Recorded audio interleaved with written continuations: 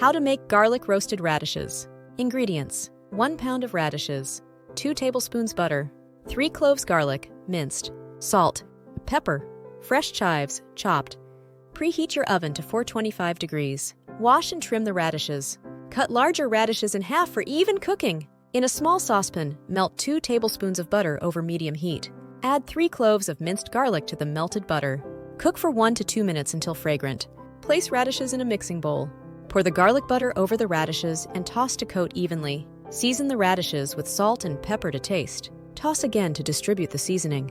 Spread the radishes in a single layer on a baking sheet. Roast in the preheated oven for 20 to 25 minutes. Stir halfway through cooking for even roasting. Radishes should be tender and slightly golden when done. Transfer the roasted radishes to a serving dish and garnish with chopped chives. Enjoy your garlic roasted radishes. Perfect as a side dish for any meal. Please subscribe and leave a comment. Thanks for watching.